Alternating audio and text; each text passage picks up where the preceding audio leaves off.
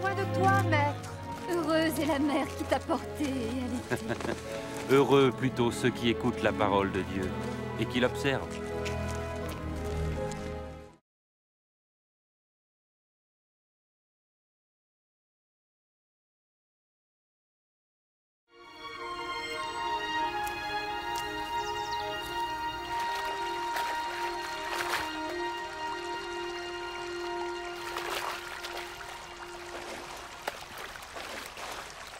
Apprends-nous à prier, comme Jean l'a appris à ses disciples. Quand vous priez, dites « Notre Père qui es aux cieux, que ton nom soit sanctifié, que ton règne vienne, que ta volonté soit faite sur la terre comme au ciel. Donne-nous chaque jour notre pain quotidien. Pardonne-nous nos offenses, comme nous pardonnons aussi à ceux qui nous ont offensés. Protège-nous contre la tentation et délivre-nous du mal. »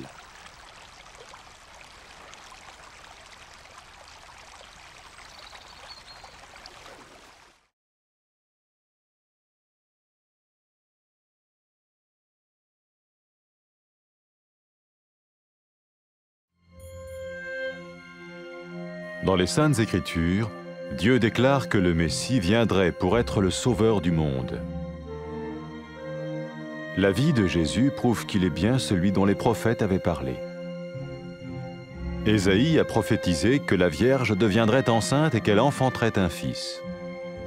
Des siècles plus tard, la naissance de Jésus accomplissait cette prophétie.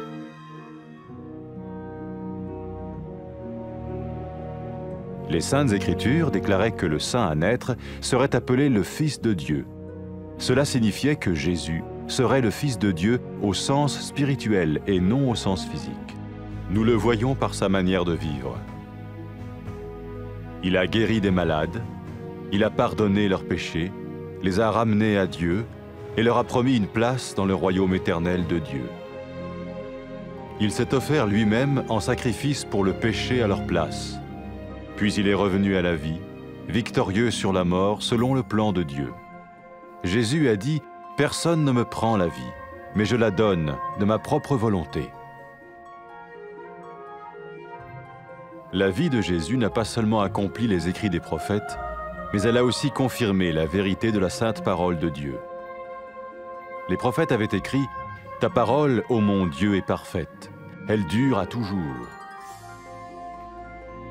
Jésus lui-même a dit « Le ciel et la terre disparaîtront, tandis que mes paroles ne disparaîtront jamais. » Jésus est venu pour nous donner la vie dans toute sa plénitude. Mais quand l'homme a désobéi à Dieu dans le jardin d'Éden, il a choisi sa propre voie et ses actions l'ont séparé du Créateur.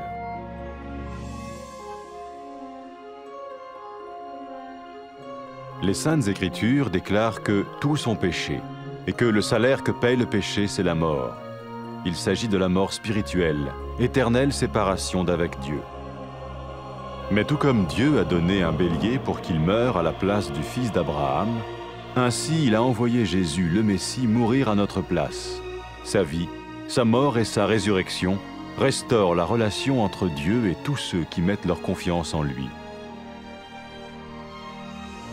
Maintenant, non seulement Jésus pardonne les péchés de ceux qui le suivent, mais il les sauve aussi du jugement éternel de Dieu. Ils sont sûrs d'aller au paradis et de vivre avec lui pour toujours.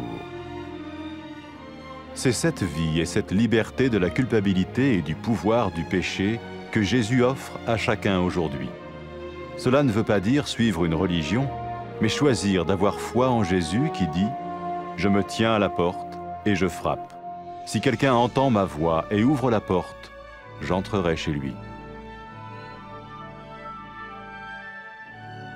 Cela veut dire se tourner vers Dieu et croire que Jésus vient dans nos vies pardonner nos péchés et nous rendre tels qu'il veut que nous soyons. Il ne suffit pas d'approuver intellectuellement ce qu'il dit, ni de vivre une expérience émotionnelle. Nous le recevons par grâce, au moyen de la foi, par un acte de notre volonté. Lorsque quelqu'un est prêt à suivre Jésus le Messie, il peut lui parler par une simple prière. Peut-être êtes-vous prêt maintenant à ouvrir votre vie à Dieu. Si oui, vous pouvez vous joindre à la prière suivante, silencieusement. dans votre cœur. Seigneur Jésus, j'ai besoin de toi. Merci d'être mort sur la croix pour mes péchés.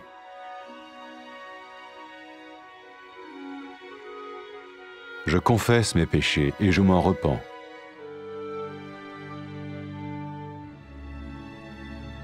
Je t'ouvre la porte de ma vie et je te reçois comme mon Sauveur et Seigneur.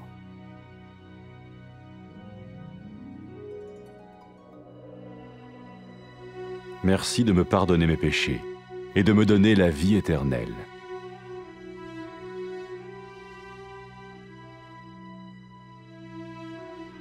Fais de moi le genre de personne que tu veux que je sois.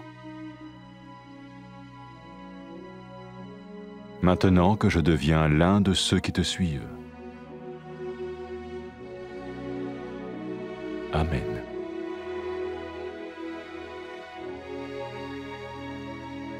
Jésus a dit à propos de ses disciples, « Mes brebis écoutent ma voix, je les connais et elles me suivent. » Pour expérimenter la vie en abondance promise par Jésus, ceux qui le suivent parlent à Dieu chaque jour dans la prière et lisent ou écoutent sa parole.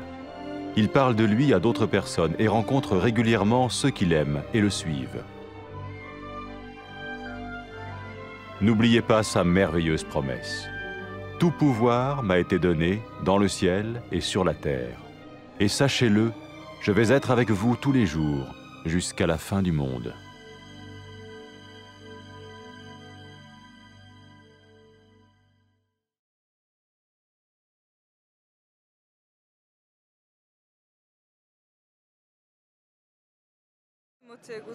Blagor telesu, ki te je rodilo, in prsim, ki so te dojile.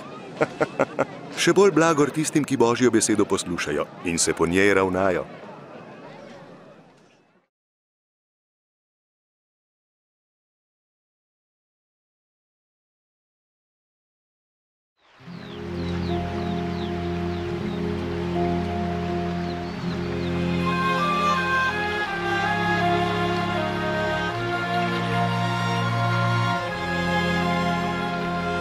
Nauči nas moliti, kakor je tudi Janez naučil svoje učence. Kadar molite, recite: Oče, posvečeno bodi tvoje ime. Pridi tvoje kraljestvo, zgodi se tvoja volja, kakor v nebesih, tako na zemlji. Naš vsakdanji kruh nam dajaj od dne do dne in odpusti nam naše grehe, saj tudi sami odpuščamo vsakomur, ki nam je dolžan. In ne vpelji nas v skušnjavo, obvaruj nas vsega hudega.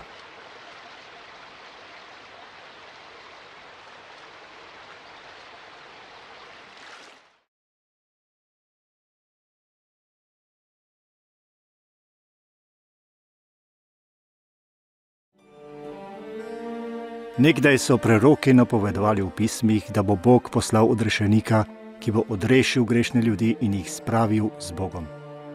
Jezus s svojim življenjem izpričuje, da je res od Boga obljubljeni odrešenik sveta. Mladenka bo spočela in rodila sina. Tako se je zgodilo. Bog je svojo močjo storil, da je Marija postala noseča, čeprav je bila devica in rodila Jezusa. Kot piše v Svetem pismu, je bil čudež rojstva Božje znamenje, da je ta otrok res Mesija, tisti, ki ga Bog imenuje svojega sina. Ko so ljudje videli Jezusa, so videli naravo in moč Boga. Ozdravljal je ljudi, jim odpuščal grehe in jim obljubil prostor v svojem večnem kraljestvu.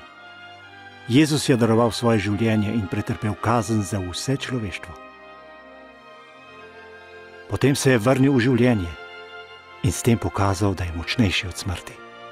Jezus Kristus je o svojem življenju rekel: oblast imam, da ga dam, in oblast imam, da ga spet prejmem.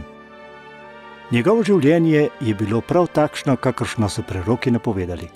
Jezusovo življenje je potrditev, da je Božja beseda resnična in trajna.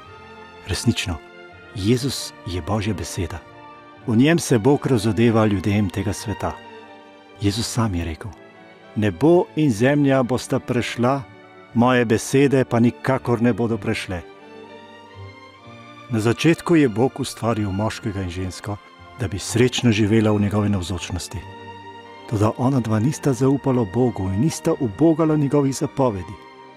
Sramotno dejanje ju je ločilo od Boga. V Svetem pismu piše: vsi so grešili in kazen za greh je smrt. Ljudje, ki so grešili, ne morejo biti v osebnem odnosu z Bogom. Tako kot je Bog priskrbel ovna, ki je umrl namesto Abrahamovega sina Izaka, je poslal Jezusa, da je umrl namesto Adamovih potomcev. To je storil zato, da bi lahko tisti, ki verujejo in zaupajo v Gospoda Jezusa, prišli v Božjo bližino. Peter je v Jezusu rekel: o njem pričujejo vsi preroki. Vsakomur, ki veruje vanj, so v njegovem imenu odpuščeni grehi. Zato tisti, ki hodijo za Jezusom, ne bodo kaznovani, ampak bodo večno živeli z Bogom. Potem, ko je Jezus vstal od mrtvih, je svojim učencem rekel: v njegovem imenu se bo oznanilo vsem narodom spreobrnenje v odpuščanje grehov. Jezus je tudi rekel, da bo poslal Svetega Duha, ki bo ostal z učenci, jim razodel resnico in jim dal moč, da bodo hodili po poti, ki jim jo je pokazal. Ko se je grešnica pokesala svojih grehov in začela hoditi za Jezusom, ji je Jezus rekel: grehi so ti odpuščeni, rešena si, ker si zaupala vame. Jezus je rekel, da je ljubezen ljudi do Boga dokaz, da jim je Bog odpustil grehe. Jezus Kristus je vabil ljudi, naj hodijo za njim. Ko je razbojnik na križu izpovedal vero in prosil Jezusa, naj ga reši, je Jezus rekel: danes boš z menoj v raju. Tisti, ki se odločijo, da bodo hodili za Jezusom, lahko začnejo svoj odnos z njim z besedami: Bog Oče, pravičen si, zahvaljujem se ti, ker me ljubiš. Obžalujem, da sem prekršil tvoje zapovedi in grešil proti tebi. Zahvaljujem se ti, ker si poslal Jezusa, da je umrl na križu namesto mene in potem vstal od mrtvih. Hvala ti, ker si pretrpel kazen za grehe, ki sem jih storil jaz. Hočem hoditi za teboj in te sprejeti za svojega odrešenika in Gospoda. Zahvaljujem se ti, ker si mi odpustil grehe in mi odprl pot v tvoje večno kraljestvo. Prosim te, daj mi svojega Svetega Duha, da bo z menoj in me vodil. Naj mi da moč, da te bom ljubil z vsem srcem in živel tako, kot je tebi všeč. Naj te slavijo ljudje po vsem svetu. Amen.